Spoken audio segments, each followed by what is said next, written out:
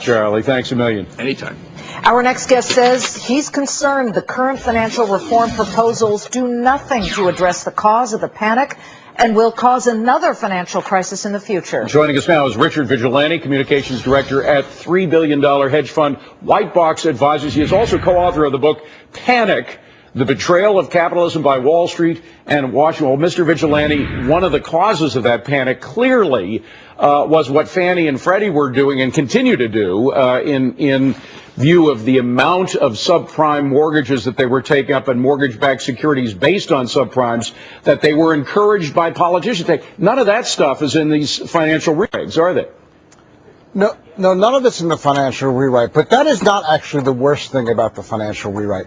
The problem with the regulations being proposed is it's worse than that they're harmful. They're irrelevant, right? I mean, the worst thing you could say about the American banking system is that Dick Folder's probably telling the truth. He probably didn't know what was going on in his own bank. Right? We built a banking system that it was impossible for either regulators or even chief executives to understand exactly what their own institutions were doing.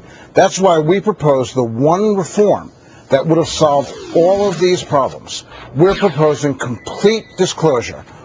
Over the weekend, between Friday and Monday, every company that manages other people's money must disclose every position, every long, every short, every stock, every bond, every swap, every hedge, every single one. There is no justification whatsoever for trading publicly traded securities in secret. And if people had known that information, if the Jim Chanoses, and we reverence Jim Chanos, if Jim Chanos had full disclosure on what Citibank and Morgan and all these companies had owned in 2004, folks like Jim Chanos would have led the charge, and the banks would have had to stop lending because their own money would have been cut off. The problem is markets are just minds thinking, but minds don't work without information. And under the current system, we basically guaranteed market failure because we deprived markets of the information they need. And now all we're doing is relying on the regulators again. It's not going to work. Richard, we completely agree with you on the transparency issue. Fox Business has filed suits against both the Fed and Treasury to say disclose.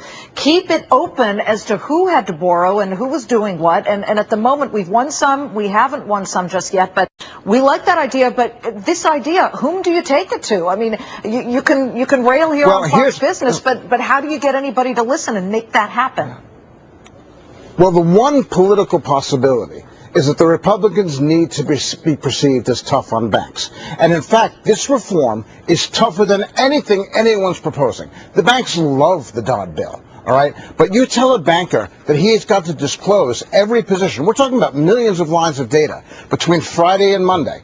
And we're also not proposing it just for the banks. We're proposing it for ourselves because we manage money too. Everyone in the money management business has to disclose every position over the weekend. Republicans should grab it because the banks would scream bloody murder, and Republicans could be focused. They're fighting it. They're fighting it, and they shouldn't be fighting it because, in fact, the Dodd bill is just irrelevant. They should just sign off on it and say, fine, okay, we agree, but it won't do any good. Here's something that will actually do some good. Richard, we have to have you back on. You got a lot to say, very informed opinions on this. We thank you so much for coming in. Your book, again, is Panic: The Betrayal of Capitalism by Wall Street and Washington.